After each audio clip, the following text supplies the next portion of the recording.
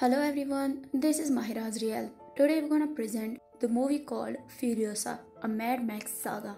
Movie start होती है और हमें बताया जाता है कि न्यूक्लियर वॉर की वजह से पूरी दुनिया बंजर हो चुकी है। हर एक जगह रेगिस्तान बन चुकी है। लाइफ का कहीं कोई नामो निशान ही नहीं है, सिवाय ऑस्ट्रेलिया की एक जगह को छोड़कर, जिसका नाम Green Place of Many Mothers है। यहाँ खाना, पानी, हरियाली, इंसान और कई सारे जानवर भी है। यानी यहाँ पर जिंदा रहने के लिए कई सारे साधन मौजूद है। इस प्लेस का नाम Green Place of Many Mothers इसलिए है क्योंकि यहाँ औरतों की तादाद ज्यादा है। खैर, हम जंगल में दो लड़कियों को देखते हैं जो पीच तोड़ रही थी। एक का नाम वल्करी और दूसरी का नाम फ्यूरियोसा है, जो कि इस मूवी की लीड कैरेक्टर है। फ्यूरियोसा की नजर कुछ बाइकर्स पर पड़ती है जो किसी जानवर का शिकार करके उसे चीर फाड़ रहे थे। वो चुपचाप जाकर बाइक की फ्यूल पाइप ही काट देती है। वापस आते वक्त बाइकर्स उसे देख लेते हैं और उसे पकड़कर अपने साथ ले जाने लगते हैं।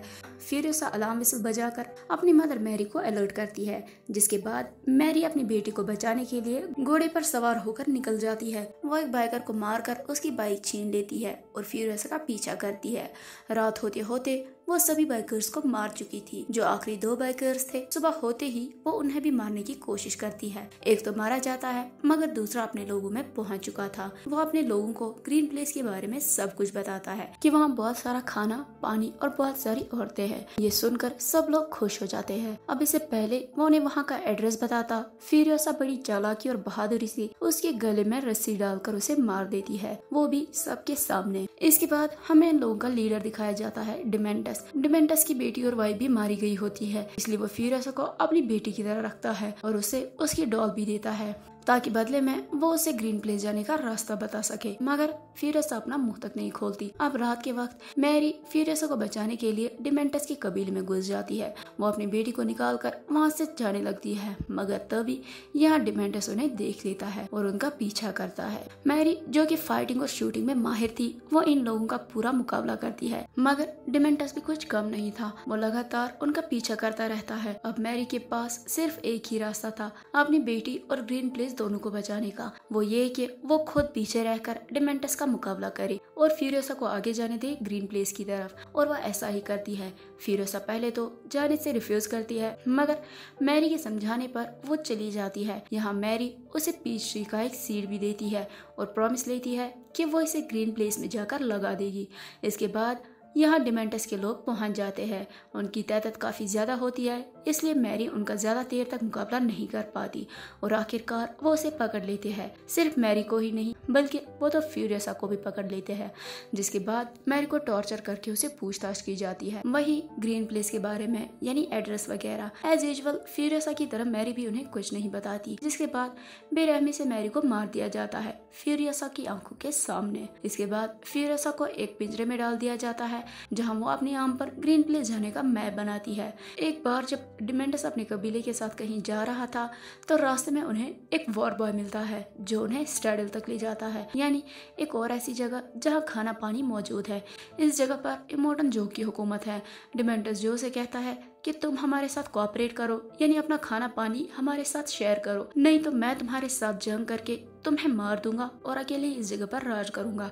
डिमेंटस की ये बात सुनकर जो हंसने लगता है और कहता है कि तेरी आर्मी की मेरे वॉर बॉयज के सामने कोई हैसियत नहीं है। ये जो वॉर बॉयज तू देख रहा है, ये मेरे एक इशारे पर अपनी जान दे सकते हैं। अगर यकीन नहीं है तो खुद देख ले। जो अपने वॉर बॉयज से कूदने को कहता है तो वहाँ लाइन लग जाती है। वॉर बॉयज खुद को बॉम्ब लगाकर डिमेंटस की आर्मी पर हमला करते हैं। वो खुद तो मारे जाते हैं, साथ ही डिमेंटस की आर्मी को भी उड़ा देते हैं। ये वहशीपन देखकर तो डिमेंटस भी हैरान था, इसलिए वो खुद को किसी तरह बचाना चाहता था। वो जैसे ही वहाँ से निकलता है तो उसकी नजर फ्यूरियोसा पर पड़ती है, जो एक खड्डे में गिर गई थी। डिमेंटस अपनी जान पर खेलकर फ्यूरियोसा को बचा लेता है और इस तरह से वो लोग वहाँ से भागने में कामयाब हो जाते हैं। अब काफी दूर जाने के बाद डिमेंटस गैस टाउन पर पहुंच जाता है। ये एक ऑयल रिफाइनरी होती है। ये लोग इमोर्टन जो को गैसोलीन सप्लाई करते हैं, जो बदले में इन्हें फूड और वाटर सप्लाई करता है। यहाँ का बॉस उतना पावरफुल और चालाक नहीं था, यानी डिमेंटस के लिए काफी आसान शिकार था। डिमेंटस देखते ही देखते गैस टाउन पर कब्जा करता है, जिसके बाद वो इमोर्टन जो से मीटिंग करता है। डिमेंटस उसे कहता है कि मुझे गैसोलीन के बदले में दोगुना खाना और पानी चाहिए, और अगर तूने मना करने की गलती भी की तो मैं पूरे गैस टाउन को उड़ा दूंगा। असल में डिमेंटस ने स्टेडिल आने से पहले गैस टाउन पर बॉम्ब फिक्स कर दिए थे। अब यहाँ पर जो को डिमेंटस की बात माननी पड़ती है क्योंकि उसकी गन्स, मशीन्स सब उसी गैसोलीन पर टिकी हुई थी। लेकिन यहाँ वो बदले में डिमेंटस से भी कुछ मांग रखता है। एक तो उसका खास आदमी जो कि फिजिशियन होता है और फ्यूरियोसा। अब बिना हेजिटेट किए डिमेंटस उन्हें जो को दे देता है। इसके बाद फ्यूरियोसा को एक ऐसी जगह ले जाया जाता है जहाँ पर इमोर्टल जो की कई सारी बीवियां थी।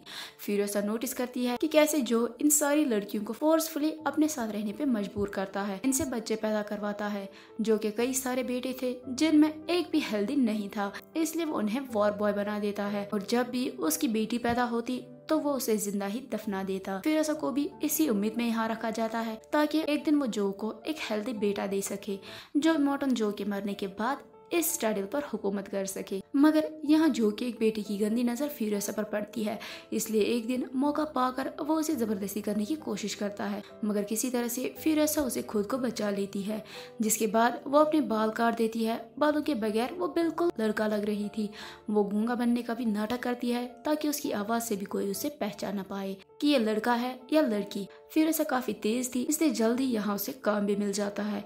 वो जो की मशीन्स को ठीक करने में हेल्प किया करती थी। इसी तरह से वक्त गुजरता जाता है और इमोर्टल जो एक ऐसी मशीन बनवाता है जो काफी ज्यादा मजबूत होती है और उसमें एक टाइम पर काफी सारा सामान भरा जा सकता है। अब नेक्स्ट डे इस रिग की टेस्ट ड्राइव करनी थी जिसमें फ्यूरियोसा भी शामिल होती है। वो सोचती है कि बीच रास्ते में उतरकर वो ग्रीन प्लेस की तरफ निकल जाएगी। प्लान के हिसाब से वो ट्रक में चढ़ती तो है, मगर उसके उतरने से पहले ही उन पर एक गैंग हमला करती है। वो लोग एक के बाद एक वॉर बॉयज को मारते जाते हैं। ये सब देखकर अब फ्यूरियोसा भी उनसे लड़ने लगती है और इसी मारपीट के दौरान उसके बाल भी खुल जाते हैं और ट्रक के ड्राइवर जैक को फ्यूरियोसा की असलियत पता चलती है, मगर वो बिना रुके ट्रक को चलाता जाता है। वही फ्यूरियोसा भी सभी एनिमीज को बिना साबुन के धोती जाती है, मारती जाती है। खैर अब फ्यूरियोसा जैक को गन पॉइंट पर लेती है और वहां से जाने की कोशिश करती है, मगर जैक उसे समझाता है कि वो बिना कार और सप्लाईज के इतना दूर सफर नहीं कर सकती। वो उसे ऑफर देता है कि तुम मेरी सेकंड इन कमांड बन जाओ और मेरा नया क्रू बनाने में हेल्प करो, बदले में मैं तुम्हारी भागने में हेल्प करूंगा, क्योंकि जैक का पूरा क्रू इस लड़ाई में मारा जा चुका था। अब फ्यूरियोसा को भी उसकी ये बात ठीक लगती है, इसलिए वो रुकने के लिए तैयार हो जाती है। अब जैसे ही ये लोग गैस टाउन पहुंच जाते हैं तो देखते हैं कि वहाँ की हालत बाद से बदतर हो चुकी है। डिमेंटस की मिसमैनेजमेंट के कारण यहाँ फ्यूल का एक कतरा भी नहीं बचा होता। ये सब देखकर जैक उन्हें कोई सप्लाई नहीं देता और कहता है कि फ्यूल नहीं है तो कुछ नहीं मिलेगा। ये सुनकर डिमेंटस के लोग रिग पर अटैक करते हैं, मगर जैक और फ्यूरियोसा किसी तरह बचते बचाते वहाँ से निकल जाते हैं। गैस टाउन की इस हालत के बारे में जैसे ये लोग इमोर्टल जो को बोलते हैं तो उसका तो खून खोल उठता है और वो अब गैस टाउन पर हमला करने के ऑर्डर्स देता है। उसी रात हम जैक और फ्यूरियोसा को देखते हैं जो एक दूसरे के जख्म ठीक कर रहे थे और ऐसा लग रहा था वो दोनों एक दूसरे को पसंद करने लगे हैं। और अब तो वो दोनों ही स्टेडिल से भागकर ग्रीन प्लेस की तरफ जाना चाहते थे और वही अपना घर बसाना चाहते थे।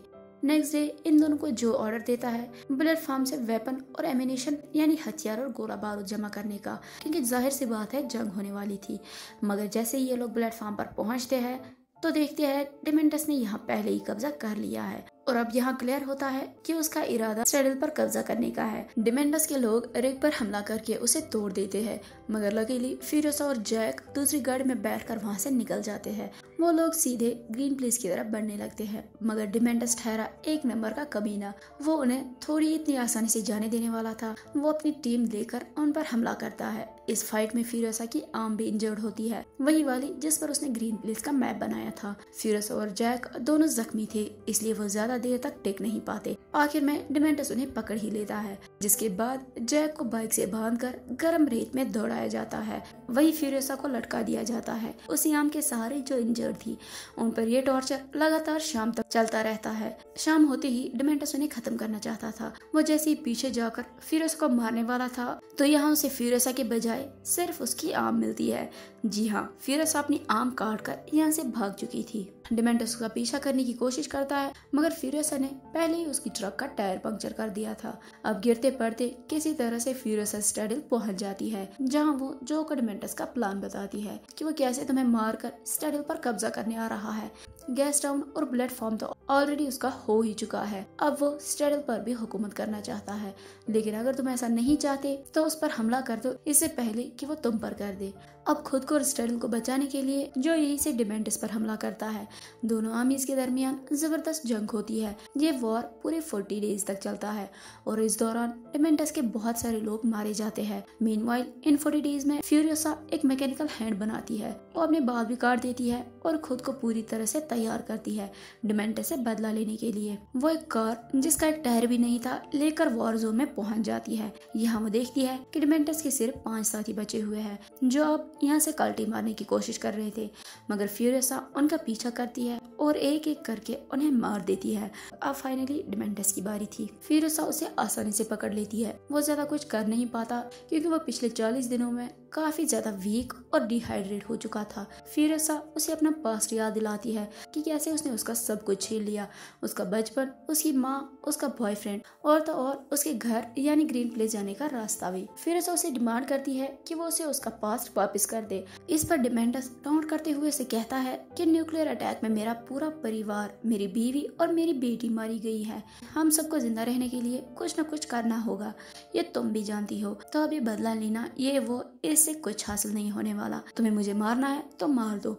इसके बाद नरेटर हमें बताता है कि फ्यूरियोसा ने डिमेंटिस को मारा नहीं, बल्कि जो पीच सीड उसकी मॉम ने उसे दिया था उसने वो डिमेंटिस की बॉडी में ही उगा दिया।